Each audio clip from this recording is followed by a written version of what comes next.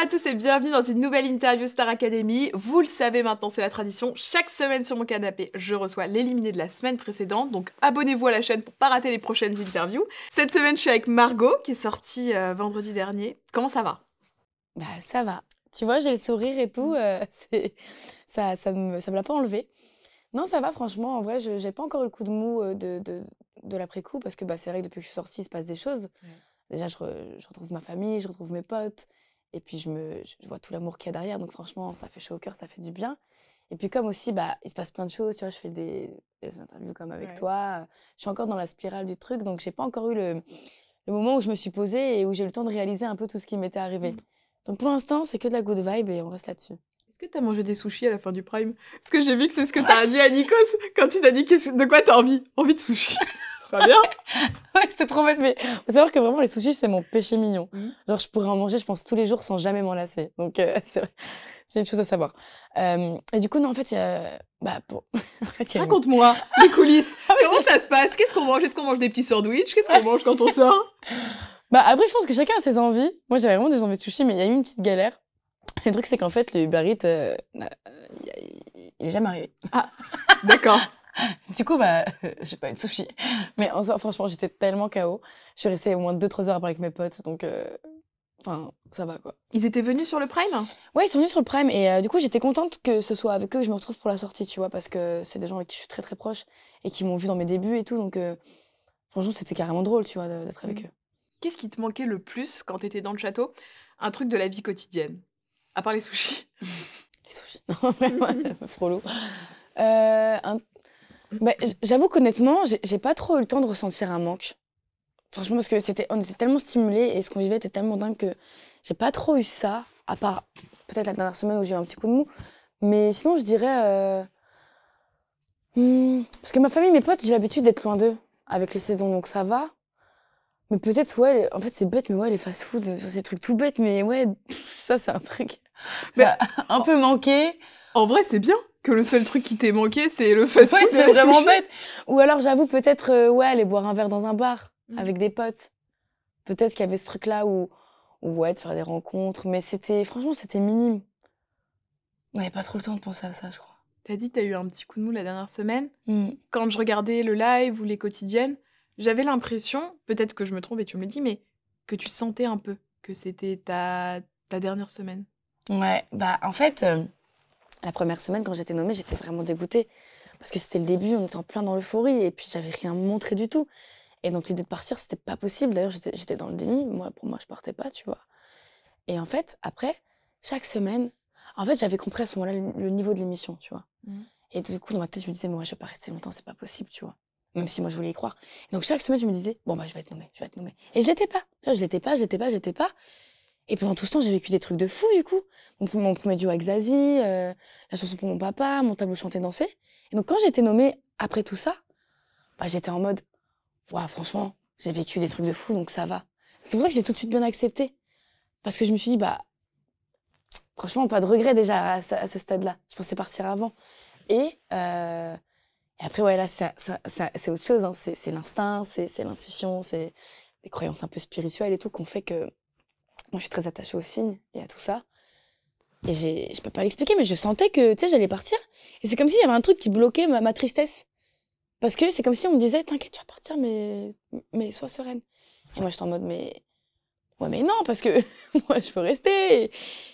Et pourtant, mon intuition, elle était là, quoi, tu vois. Qu'est-ce que tu veux dire quand tu dis je suis un peu spirituelle, je crois aux signes Bah, déjà, moi, j'ai toujours été très attirée par tout ce qui est un peu mystique, tout ce qu'on peut pas expliquer, tu Ok. vois. Tout ce qui est de l'ordre du mystère, les légendes, les mythologies, tous ces trucs-là, je trouve que tu sais, c'est fascinant. Il y a pas de théorie, il y a pas de théorie sûre. Donc, j'adore le fait qu'il puisse y en avoir plein, déjà. Et ensuite, c'est vrai que, ouais, moi, je crois aux énergies, à tout ce qui se transmet. Bon, après, ça, je pourrais en parler pendant des heures. Ah mais moi ça me passionne. Je te jure, j'adore moi, ça me passionne. C'est vrai. Et quand je vois Candice qui tirait les cartes, tu sais que quand Ah, elle va j'adore. sortir, j'ai hâte qu'elle me vienne me parler de ses cartes moi. Mais j'adore. Bah, après, je suis pas encore totalement à fond là-dedans. Je me renseigne et j'apprends de plus en plus. Mais c'est vrai que Ouais, moi, je trouve ça hyper intéressant. Et surtout, en fait, ce qui s'est passé vraiment, c'est que j'ai toujours un peu cru et j'ai toujours été plus ou moins sensible à ça, même à l'astrologie, tous ces trucs-là. Et en fait, il y a 2 ans, quand j'ai réalisé que je voulais faire de la musique, c'est comme si, je te jure, je me suis sentie poussée.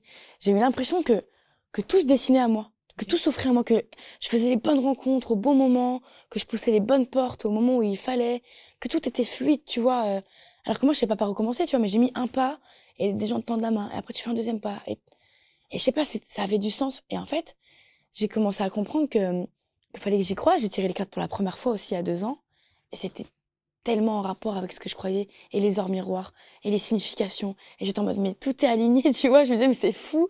Et, et en fait, j'ai commencé aussi à me faire confiance, à faire confiance à ce que je ressentais. Et je me rendais compte qu'en fait, dès que j'avais un sentiment, bah, je me trompais pas. C'était vrai. Genre la Starac, je le sentais que j'allais être prise. Et même si je me disais, tranquille, ça se trouve pas du tout, tu vas être déçue, bah, je le sentais, tu vois. Et comme plein d'autres trucs dans ma vie, tu vois, que j'ai senti. Et c'est pour ça que je me fais de plus en plus confiance aussi à ce niveau-là, parce que je me sens connectée.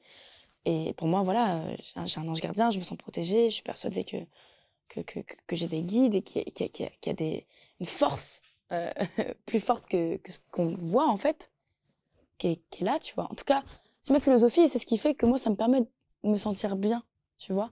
Et je pense que peu importe la philosophie les croyances qu'on a, tant qu'on a juste quelque chose qui nous permet de nous raccrocher à quelque chose et à une foi et qui nous fait du bien.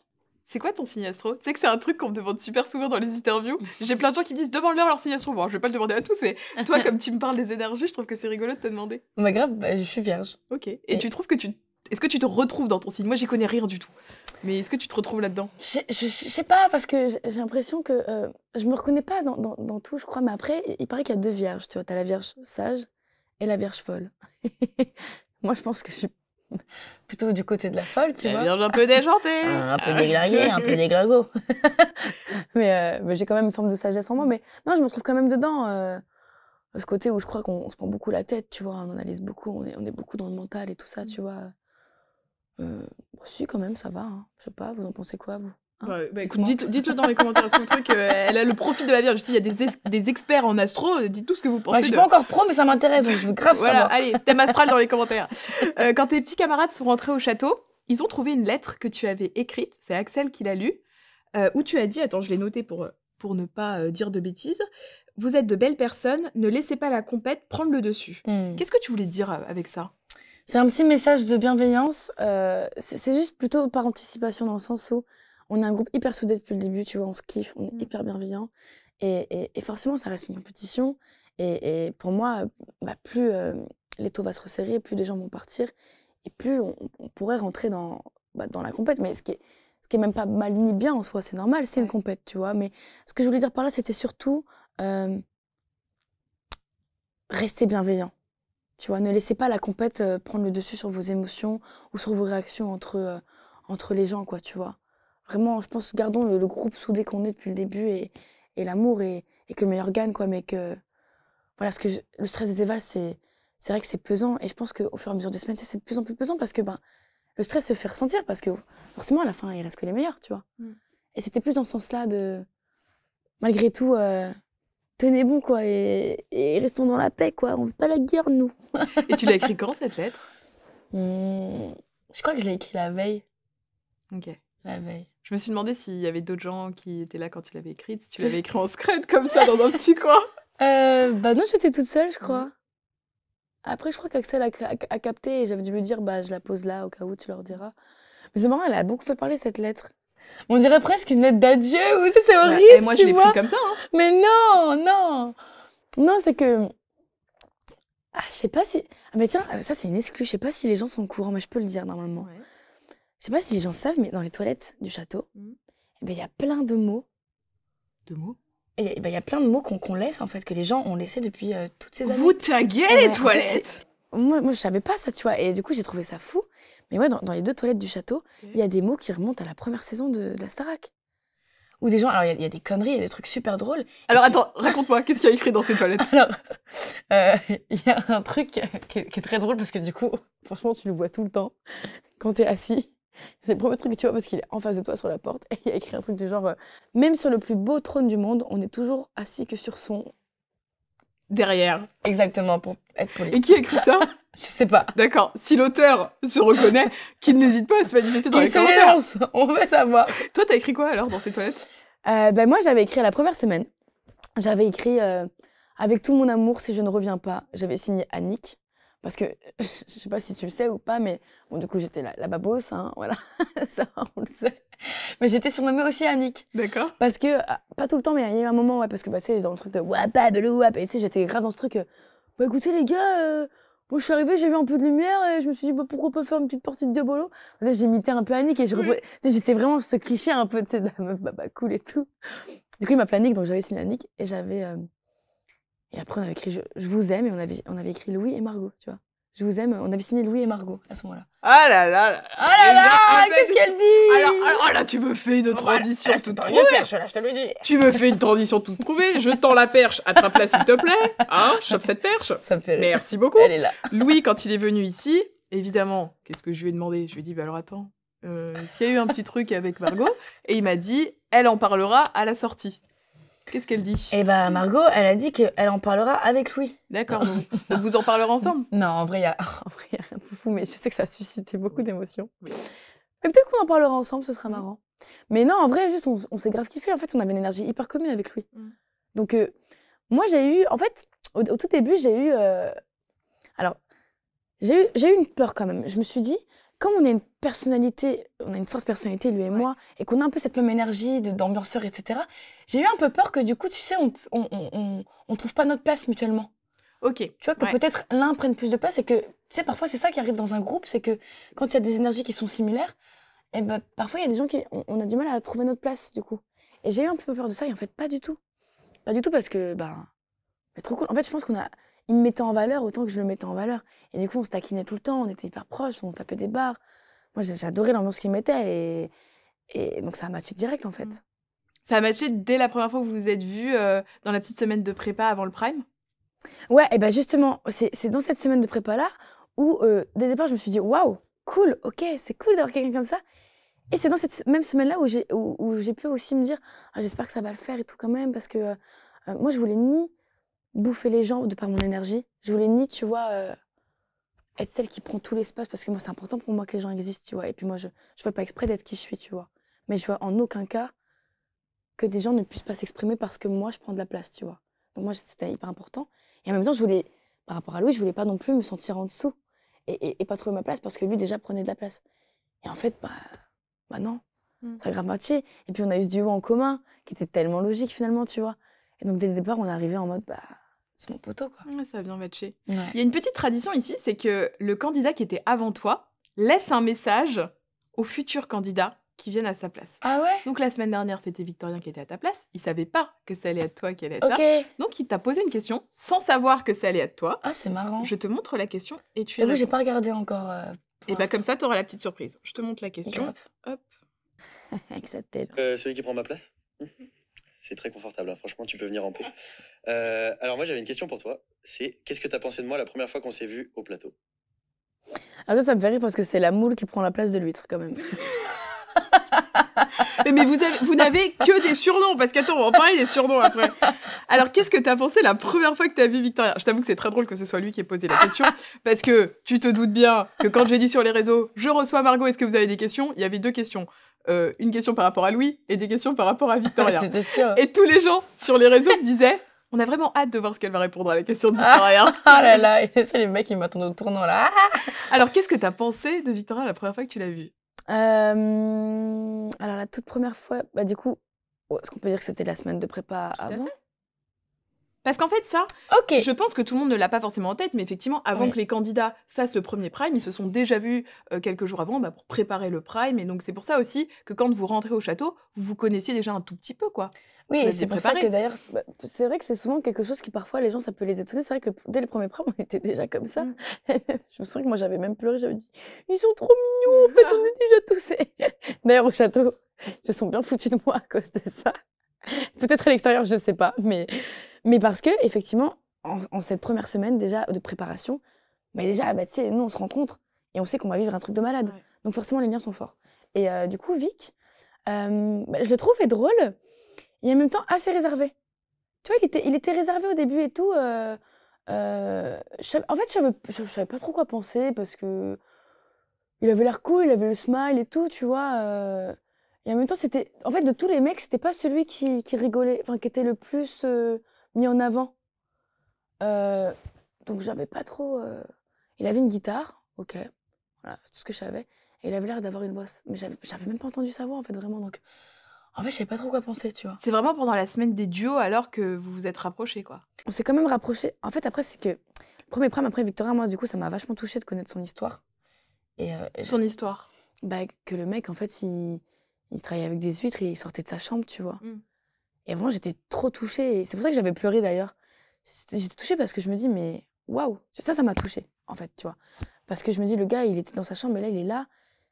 Et il a du courage, quoi, tu vois, franchement. Parce que moi, j'aurais pas pu faire ça, quand même. J'avais eu un peu d'expérience avant de faire la Starac, tu vois. Et du coup, ça m'avait touchée. Et du coup, la première semaine, je me souviens que j'étais vachement à le soutenir.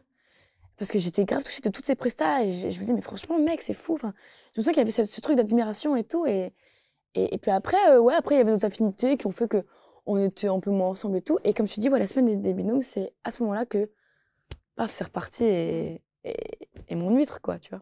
Et attends, tu parles d'huîtres et de moules. Mais tu sais que vous aviez d'autres surnoms. Bah, alors... Est-ce qu'on t'a parlé de tartine et biscotte? Ouais, alors, ouais, je sais. Alors attends, je resitue pour les gens qui ne connaissent pas cette histoire. Alors, c'est toute une histoire. Axel avait un petit crush sur Victorien. Et ça, c'est si.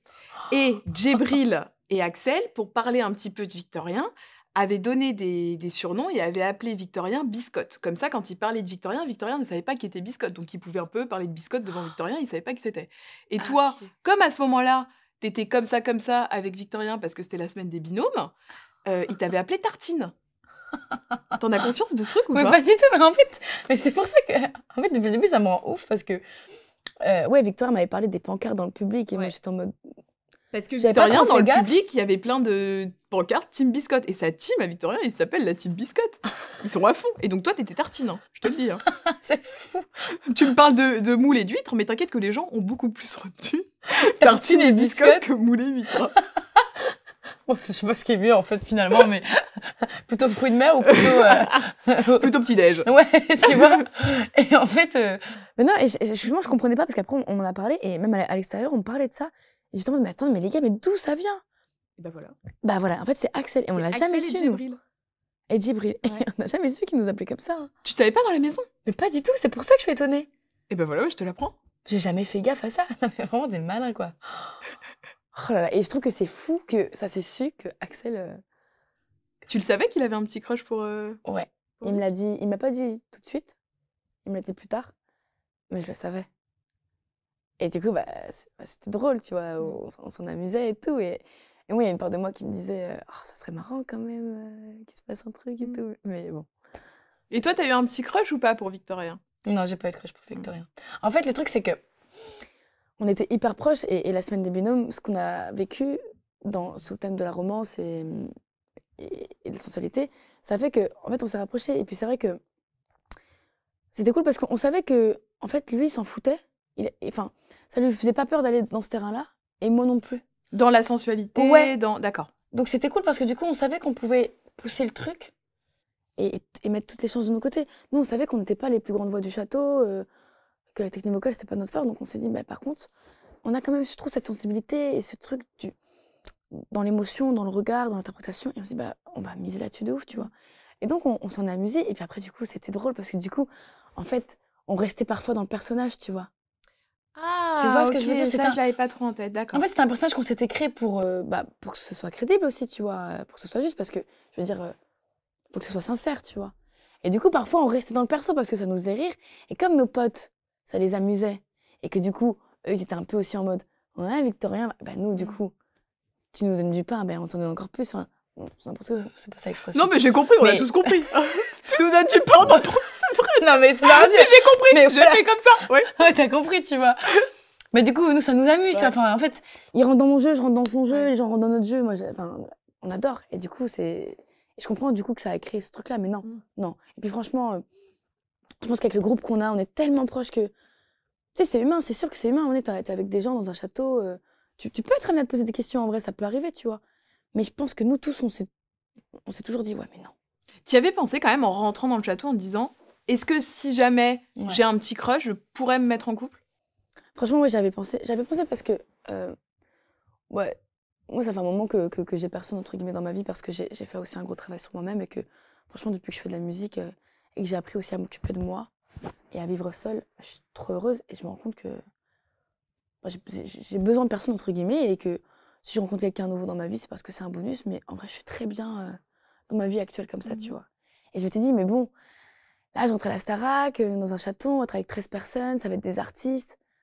Forcément, je pense que nous, on est attirés aussi par des gens qui sont dans le même milieu. Enfin, tu vois, quelqu'un qui chante super bien, forcément, on n'est pas insensible à ça, tu vois. J'avais peur, en fait, d'avoir un coup de cœur. J'avais peur que ça arrive, que quelqu'un me plaise, en fait. Parce que moi, je voulais pas tomber là-dedans et je savais que si ça avait été le cas, ça allait être difficile pour moi de le gérer. Parce que moi, je suis nulle, en fait, pour ça. Tu vois, à l'écran, on m'a vu rigoler. Il y a un truc qu'on voit avec Victorien où je parle que finalement, j'aime les huîtres et je parle des danseurs. Enfin, c'est n'importe quoi, c'est vrai que ça m'a fait trop rire, tu vois. Mais en vérité, moi, si je tombe amoureuse et que je commence à ressentir un bon truc pour quelqu'un, mais je sais pas comment réagir. Moi, j'ai envie de prendre la fuite parce que j'ai peur, je veux pas que ça se voit. Mais du coup, comme je veux pas que ça se voit, je deviens maladroite et ça se voit, du coup. Et, et j'aurais pas aimé parce que ça m'aurait rendu débile, tu vois. J'aurais perdu mon naturel et puis j'aurais eu toutes mes peurs qui seraient remontées et puis ça m'aurait éloigné de mon but précis. Et puis j'aurais pas voulu que les gens me gardent dans l'aventure juste parce qu'ils veulent voir avec qui. Enfin, moi, je veux que les gens me suivent pour ma musique Ouais. et pour moi, mais pas parce qu'on a envie de savoir qui Margot va pécho, tu vois. Donc ouais, c'était une peur que j'avais. Et il y a eu la sortie de Victorien qui a aussi beaucoup fait parler parce que tu avais voté pour que Djibril rentre dans le château. Pas contre Victorien, mais pour Djibril. C'est un truc que je veux préciser parce que tu vois, parfois sur les réseaux, c'est contre. Non. Les nuances, c'est hyper Mais important. ça, je trouve que c'est important, surtout dans le cadre de la Starac. Qu'est-ce qui a été décisif à ce moment-là pour toi et qui n'a pas forcément été compris par le public puisque la semaine d'avant, vous étiez en binôme? En fait, bon, en vrai, je comprends les réactions des gens et tout aussi, hein, parce que c'est vrai qu'eux, ils voient qu'une partie de ce que nous, on vit. Et nous, il faut quand même comprendre qu'on est réveillés de 8h du mat jusqu'à 1h, voire 2. Donc, t'as vu, la journée, il s'en passe des trucs. Et forcément, sur une quotidienne de 45 minutes, tu peux pas tout mettre. Et même sur le live, où on voit quand même beaucoup de choses, parfois, quand ils sont focus sur ce qui se passe dans la cuisine, et pendant ce temps-là, peut-être que moi, dans la chambre, je suis avec Djibril en train de me taper des barres, tu vois.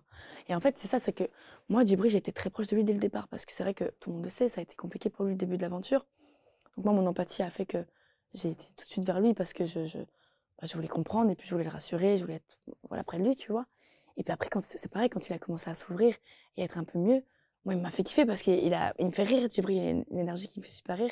Et en même temps, c'est quelqu'un qui a les bons mots, qui m'a beaucoup rassurée, qui a été un grand soutien dans des moments où j'avais peur, où je me posais des questions, tu vois.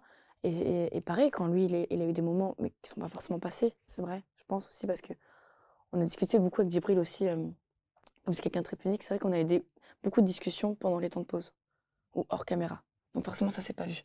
Pendant les temps de pause, juste pour préciser, c'est que forcément, pour la loi, les candidats ont ce qu'on appelle les heures, c'est ça, donc des heures qui sont pas filmées pendant le live. Et donc là, effectivement, ils continuent leur vie. Enfin, on va pas leur dire « Chut, vous parlez plus, vous restez comme des statues pendant 2 heures. » Oui, voilà. T'as bougé un doigt, toi, ça va pas. Et c'était quoi? Ça portait sur quoi, ces discussions? Si tu peux le dire. Alors, c'était des choses personnelles. Par exemple, c'était un soir, Djibril, pendant sa deuxième nomination, tu vois, je vois que... du coup, moi, je vais pour leur dire bonne nuit, donc il n'y a plus de micro, il n'y a plus de caméra.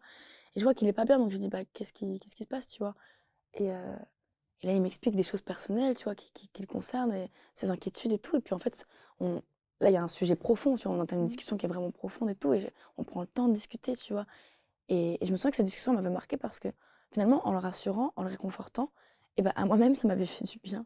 Parce que tu sais, des fois, quand tu veux rassurer des gens sur des choses, tu vas prendre tes expériences de vie à toi-même pour les rassurer, tu vois. Et du coup, à moi-même, ça m'avait fait du bien. Du coup, et voilà, du coup, Djibril, il y avait ce truc où, en plus, Djibril, c'était le pote avec qui, voilà, il y avait ce truc de clash. On se clashait tout le temps. On était vraiment dans une énergie de tacle. On se tapait des barres, comme ça, tu vois. Et en même temps, on pouvait grave parler, avoir des discussions vraiment profondes, et c'est quelqu'un de très mature et tout. Et Victorien, c'était autre chose, tu vois. Il y avait cette semaine des binômes qui nous avait grave rapprochés. Où Victorien, c'était pareil, c'était beaucoup de clash, de taquinerie, de tacle et tout. Et en même temps, voilà, on rigolait beaucoup, et en même temps, on s'amusait vraiment avec ce délire aussi de de, de romance, de trucs, de personnages. Et ça matchait bien, tu vois, le cours de sport, le cours de théâtre et tout ça, tu vois. Il y avait moins ce côté discussion profonde. Et, mais en même temps, enfin, je suis sûre que j'aurais pu en avoir avec lui, mais c'est juste que c'était comme ça, tu vois. Donc, tu vois, c'était pas les mêmes amitiés, c'était pas du tout les mêmes enjeux. Et quand je me suis retrouvée dans ce cas de figure-là, bah, je m'étais pas trop préparée, j'avoue. Et c'était le pire, quoi. Franchement, c'était le pire pour moi. Et il y a tellement d'infos, il y a tellement d'émotions qui se bousculent, tu Ouais, et vois. puis en vrai, t'es en direct. Il y a Nikos qui te dit, allez, il faut faire un choix. Enfin, Moi, je voulais me barrer, franchement. ouais, Et ça je, s'est vu, je comprends. je pense que enfin, je savais pas. Et alors, je les ai regardés. Et en fait, je crois que c'est bête, hein, mais je crois peut-être que le regard de Djibril à ce moment-là, il m'a peut-être plus déchiré que celui de Victorien qui avait l'air d'être. Tu sais, Victorien, il avait l'air d'être plus serein comme moi, je pense, quand je suis partie. Et donc, c'est peut-être ça qui a fait que j'ai dit Djibril, tu vois. Mais en soi, si Djibril était parti, j'aurais été dégoûtée aussi. Et puis, enfin voilà, moi j'ai lu des trucs comme quoi j'ai éliminé Victorien. Enfin, les mots sont durs quand même. Je suis pas arrivée avec mon flambeau, j'ai pas dit, c'est pas moi qui l'ai éliminé. Et puis tu vois, moi en Ça, c'est votant, sur une autre émission. Ouais. je mange tout. Tu vois. Et puis, c'est pareil, en votant Djibril, moi je pouvais pas savoir que les gens derrière moi, pour moi, les dés n'étaient pas jetés, tu vois. Je pouvais pas savoir que les gens derrière moi allaient.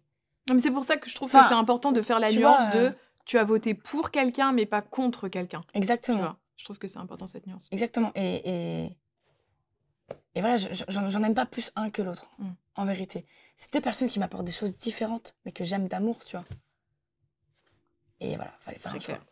Il y a une petite... on fait un petit jeu ici. T'as un petit quiz. Je vais te poser des questions. Tu me réponds avec le prénom d'un candidat. C'est petit quiz, réponse rapide. OK ? Ok. Alors, dans le château, le candidat ou la candidate, toujours le ou la, avec qui tu étais le plus proche ?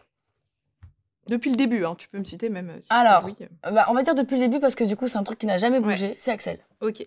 La presta d'un de tes camarades que tu as préféré ? J'ai trouvé que Clara, elle avait été incroyable avec Sofiane. Lala, avec sa robe rouge, là ? Ouais. Pouah. Au piano, là. Ah, incroyable. Je trouvais que ça avait été incroyable. Celui ou celle que tu vas gagner la Starac ? Moi, j'ai toujours pensé à Axel. Celui avec qui tu ne pourrais pas vivre en coloc à l'année ? Je pense que Louis, on pourrait s'entretuer, en vrai. Ton candidat préféré de l'année dernière ? C'est compliqué parce que moi, je connaissais quelqu'un de l'année dernière. Ah ouais ? Du coup, je peux pas être objective. Tu connaissais qui l'année dernière ? J'ai travaillé avec Hassen, au même endroit. Ah ouais, mais vous avez bossé où ? Au camping, en fait, au même camping. Là où moi, j'ai eu ma révélation, la fameuse, là. Attends, mais donne-nous l'adresse. Quelle est l'adresse de camping ? Visiblement, c'est un camping Graine de Star. Je te jure, moi, c'est pour ça que ma chef, elle m'a dit, mais attends... Elle en peut plus. Chaque année, on lui prend ses chanteurs. Grave, grave. Ok, donc tu connaissais la scène ? Ouais, c'est au camping en Corse, il y a 1 an. Ouais. On s'est rencontrés. Moi, je faisais mes premiers pas sur scène en tant qu'artiste. Ok. Enfin, en tant que semi-artiste, tu vois. Et lui, il arrivait au club enfant. Donc, en fait, on a eu le même parcours, en fait, finalement, tu vois. Très et on a été drôle. contactés là, au même moment, en fait, lui et moi. Sauf que moi, il y a 1 an, j'étais pas prête. Et j'ai pas donné suite. Ah purée, t'aurais pu être l'année dernière déjà ? Ouais. Peut-être. Ah, Ou c'est pas. fou ça. Ok, Ouais, trop drôle. Donc Hassen pour toi. Alors. Enfin, ça peut être Hassen, ça peut être ton pote, ton candidat Bah préféré. ouais, du coup, c'est la scène. Je peux T'as pas le être droit. objectif, tu vois. T'as le droit. Le plus drôle de cette année ? Je dois dire que Victoria nous a bien fait rire, quand même. Le plus désordonné ? En fait, le truc, c'est que j'en fais partie, je crois. Mais t'as le droit de voter pour toi. Je vote pour moi. Le plus travailleur ? Julien, il était quand même... Julien. Ton prof préféré ? Ça peut être les répétitrices aussi. Ah ouais? Ouais. Ah, je les adore, les répétitrices. Bah, tu vois, j'allais dire Malika. Mais Malika, je l'ai déjà dit partout que c'était ma prof préf. Et du coup, j'ai envie de mentionner les répétitrices quand même. Ok. Donc Marlène et Lucie. Marlène et Lucie. Le plus attentionné parmi les élèves ? Louis, il est pas resté longtemps. Mais en vrai, il se souciait grave Bah, le gars qui fait gaffe aux autres, quoi, tu vois. Et sinon, après, en deuxième place, je dirais Axel. On me le dit souvent, Axel. Ouais. Toi, t'avais quel rôle dans le château ? Tu sais, on a tous un petit... ouais, je sais pas, le plus attentionné, celui qui va aller venir réconforter. Toi, c'était quoi, ta place ? Moi, je pense que, franchement, j'avais le rôle de la meuf qui mettait l'ambiance. Je pense, quand même. J'étais celle qui... Ouais, la déglinguée, quoi. Qui était toujours en train de raconter des conneries et tout. Ouais, celle qui ambiance, c'est celle qui rajoutait une petite touche de peps. Mais en même temps, voilà, si ça allait pas, si j'étais la première à venir les réconforter aussi. Enfin, j'essayais ouais, de- d'apporter ce truc-là, de l'amour, de la rigolade et de la paix. T'as pu montrer toutes les facettes de ta personnalité que tu voulais montrer? Ou est-ce qu'il y a certaines choses que t'aurais aimé mettre davantage en avant? Une autre Margot peut-être qu'on n'a pas vue? Bah, je crois pas, tu vois. En fait, c'est en ça où je suis contente. Et aussi où j'ai pas de regrets, c'est que j'ai été moi-même du début à la fin, comme je suis dans la vie de tous les jours, tu vois. Donc, avec quand même un penchant euh, et un quotidien quand même plutôt optimiste, enthousiaste et dynamique, on kiffe la vie et tout ça, tu vois. Mais avec quand même une grande part de sensibilité en moi, tu vois. Et je crois que ça s'est quand même vu. Et ce truc où je me soucie du bien-être, de mon propre bien-être, comme de celui des gens, et que je prône la bienveillance, vraiment, et que je suis vraiment dans ce truc de... C'est important de s'écouter, de se comprendre, de se remettre en question, d'être... Je suis vraiment dans ce truc de développement personnel, tu vois. Et je pense que j'ai pu le montrer, ça, tu vois. J'ai pu montrer tout ça, ouais, le côté faux folle, le côté sensible, à l'écoute des gens, bienveillante. Euh, En même temps un peu chiante aussi, quoi, tu vois. Je pense que je suis un peu chiante aussi, tu vois. Des fois, je suis un peu relou aussi, tu vois. Mais... et, non, je crois que j'ai... Enfin, en tout cas, j'ai été comme dans la vie. Je voudrais qu'on parle justement de ta vie un peu, de Margot. Mm. Pas que Margot de la Starac, mais Margot. Ouais. Dans ton portrait, tu dis que tu viens d'une famille nombreuse. Enfin, vous êtes 5 enfants, c'est ça? Ouais. T'es le numéro combien, toi? Je suis au milieu. Et comment t'as vécu dans cette... je trouve... 5 enfants, on dit famille nombreuse, c'est famille nombreuse, 5 Ouais, enfants. quand même. Ouais. Hein. Comment t'as vécu justement à cette place au milieu d'une famille nombreuse? Je trouve que c'est une bonne place. Parce que tu vois, en fait, moi, j'ai eu les aînés. En plus, franchement, c'est trop bien fait. Parce que tu vois, j'ai une grande sœur, une petite sœur, Ok. un grand frère et un petit frère. Donc, Ah, je suis c'est vraiment... vraiment, c'est l'équilibre parfait, quoi. Tu vois, je suis vraiment au milieu, Ok. tu vois. Et du coup, je trouve que c'est bien parce que du coup, j'ai pu avoir l'expérience de mes aînés, donc ma grande sœur et mon grand frère, leurs conseils. Ils ont quel âge? Enfin, vous avez quoi comme différence d'âge? Alors, tous il y a... Attends que je me trompe pas. Parce que... C'est une famille recomposée? Ou vous avez... Il y a juste ma grande sœur, on n'a pas le même père. Ok. Mais c'est tout pareil Mhm. pour moi. Oui, oui. Elle a 31. Ok. Mon grand frère, il a 27. Ouais. J'en ai 25. Mon petit frère, il vient de prendre 21. Et ma petite sœur, elle a 15. Ah, vous êtes quand même assez rapprochés. Enfin, c'est pas mal, quoi. Ça se suit. Il n'y a pas un énorme écart. Bah, il y a juste la petite et la grande. Oui, pour le coup, elles il y ont 15 ans d'écart. Oui, effectivement. C'est fou, complètement quand bête, même. ce que je dis, mais oui. Tu vois. Mais non, mais quand même, on est proches et tout, tu vois. Et c'est vrai que d'avoir eu, en fait, ouais, deux aînés qui ont pu quand même déjà me transmettre un peu, tu sais, t'as tes parents et puis t'as tes grands frères qui t'apportent aussi des trucs. Et bah, du coup, le fait d'être au milieu, moi, j'ai toujours essayé, du coup, de donner aussi le meilleur de ce qu'on m'avait donné pour mon petit frère et pour ma petite sœur, tu vois. Et qu'ils sachent qu'ils peuvent compter sur moi et que je suis là, tu vois. Donc, mon rôle de grande sœur, je le prends très à cœur, tu vois. Le rôle de petite sœur, il est un peu plus chiant par moment, tu vois. Pourquoi, par exemple? Bah parce que tu sais, quand t'es la plus petite, il y a ce truc où on veut te protéger, et c'est normal, tu vois, c'est hyper bienveillant de la part des plus grands, tu vois, mais il peut y avoir ce truc parfois où t'as envie aussi de montrer que ça va, tu vois. Mm. T'es pas toujours la petite sœur. Enfin, tu vois ce que je veux dire? Je crois que je préfère être la grande sœur que la petite, et en même temps, ça me va aussi parce que, en fait, on s'en fout, il n'y a pas de différence, on rigole, on est bien. Donc, t'étais quand même déjà habituée à être un peu entourée de monde, mine de rien, quand t'arrives dans le château.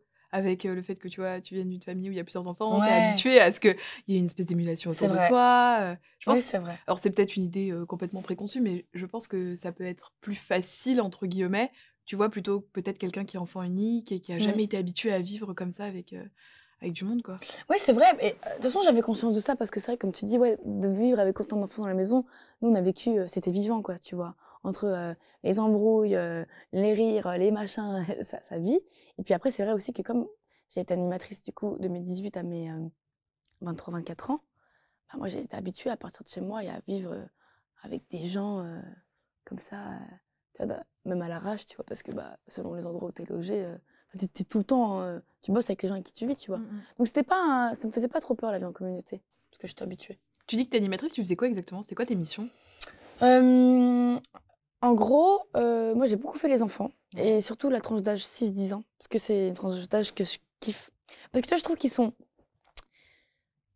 encore enfants. Tu vois, ils sont pas encore pris dans la tourmente de la préadolescence où ils se posent beaucoup de questions, où c'est un âge qui est un peu difficile, tu vois.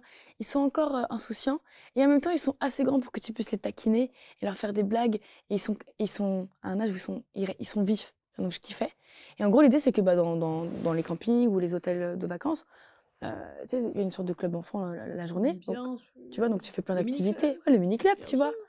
Donc après, tu proposes tout, des activités manuelles, des activités sportives, des histoires, des trucs. Et puis après, il y a les mini-discos où tu danses avec eux, tu vois. Et après, les spectacles, le soir, là, on est sur scène, on fait des sketchs, on fait de la danse, ça dépend, tu vois. Donc j'ai beaucoup fait ça. Après, j'ai fait quelques saisons aussi avec les adultes, où là, c'est plus, tu as de la fitness, de l'aquagym, pétanque, tir à l'arc, quiz, musicaux, apéro, blind test, tu vois, tous ces trucs-là. Mais je préférais les enfants. J'adore, je trouve que t'as fait plein de trucs, je trouve ça génial. J'ai regardé un peu ton compte Insta, et t'as dit, sous une de tes publications, il y a 2 ans, j'arrivais en Corse pour un contrat d'animatrice, comme j'avais toujours fait jusque-là, et cet été-là, le déclic est arrivé. J'ai su qu'il fallait que je vive de la musique, et que ça avait toujours été le cas finalement. C'est quoi ce déclic dont tu parles? En fait, ce qui est fou, c'est que c'était après le Covid, tu vois. Et je me souviens que c'était une période où, en fait, on attendait, nous les saisonniers, on était comme ça, on attendait pour partir en saison d'hiver, tu vois. Et à chaque fois, c'était repoussé 2 semaines. On n'est jamais parti. Ah oui, parce que c'est arrivé au mois de mars, donc t'avais encore espoir de pouvoir faire les vacances d'avril. Voilà, moi, j'avais dans mon canapé, je voulais partir en saison, tu vois. Enfin, moi, c'est ce qui m'animait. Et rester chez moi enfermé, c'est pas possible. Quand t'as goûté à cette vie-là, t'as envie de vivre plein de trucs, tu vois. Et en fait, j'ai pris mon appart, en fait, à ce moment-là. Ok. Donc là, tu vivais chez tes parents à ce moment-là? Je vivais chez ma mère, ouais, parce que j'étais pas souvent chez moi, en fait. Je vois pas l'intérêt, mais avec le confinement, tout ça, j'ai pris mon appart. Et puis j'avais rencontré quelqu'un. En fait, j'étais dans une période de transition où je me disais, bon, soit ça fait longtemps que j'ai pas fait d'animation, et en refaisant cette saison, je me rappelle à quel point c'est incroyable et que ça m'avait manqué, et je reprends. Soit j'évolue parce que ça fait quand même 5 ans que je fais les enfants et j'arrive à un stade où j'ai envie peut-être de faire autre chose, donc je deviens responsable par exemple. Soit j'arrête, et puis je reste chez moi dans mon appart avec le gars que je viens de rencontrer, et puis je pars sur autre chose, tu vois. Et en fait, j'arrive là-bas, et ça a été un des meilleurs endroits où j'ai travaillé, vraiment. Enfin, vraiment la bienveillance. C'était un truc familial, c'était pas du tout une chaîne, et ça se sentait que tout le monde était comme ça, tu vois. Il y avait un respect pour les gens de l'entreprise, pour les employés. Enfin, puis le cadre, c'était la Corse, c'était magnifique. Et puis il y avait cette scène incroyable, une scène de ouf. Et en fait, moi, c'est la première fois dans l'animation où en fait je bossais avec des artistes. Il y avait des gens qui étaient embauchés en tant qu'artistes, qui faisaient les shows tous les soirs, tu vois. Donc ils chantaient, ils dansaient, mais c'était des shows de qualité, vraiment, avec des décors, des costumes. Enfin, alors que, nous, d'habitude, dans l'animation, c'est nous qui faisons les spectacles. Oui, tu bricoles un peu ton truc. Voilà, mais c'est mignon. Enfin, après, franchement, tu peux faire des bêtes de spectacles, et encore plus maintenant, tu vois. Mais là, c'était pro. Tu sentais qu'il y avait une différence entre animateur et artiste. Et en fait, je sais pas, moi, ça a été violent, en fait, vraiment. Hein, je l'ai regardé avec l'admiration. Et en fait, c'est là que j'ai réalisé, je me suis dit, mais en fait, tu peux être artiste sans être connu et en vivre quand même, tu vois. Parce que c'est bête, mais moi, dans ma tête, je me disais, j'avais l'image, comme beaucoup de gens, je crois, que les artistes qui sont pas connus et qui font, par exemple, juste des concerts dans des bars ou des restos, j'ai l'impression que c'était des gens qui galéraient, en fait. Et c'est peut-être le cas pour certains, tu vois. Mais en vrai, pas pour tous. Et je me disais, mais en fait, tu peux vivre de ça sans être Beyoncé et c'est trop bien, tu vois. Et en fait, je voulais grave faire ça. Moi, j'étais là, je bougeais les décors derrière pour eux. Et je me dis, mais meuf. Et vraiment, ouais, et tout. Et en fait, ça a été le déclic. Et vraiment, tous mes rêves d'enfant, je me suis tout pris. Ça a été dur, hein, en vrai, parce que moi, dans ma tête, je me disais que c'était trop tard, tu vois. Et je regrettais de ne pas avoir fait de la danse, enfin, de ne pas avoir appris. Je me disais, je me suis pas formée, mon corps, il n'est pas formé. Et en fait, bah, je suis sortie de là, je savais même pas par où commencer, tu vois, mais... Et c'est là qu'on est venu te chercher pour la première Starac, alors? Non.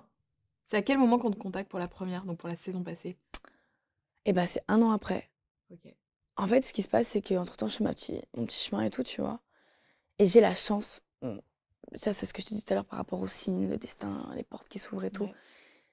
Moi, je voulais absolument faire partie de cette compagnie-là, la compagnie de danse de ce camping. Parce que c'était une vraie compagnie, tu vois.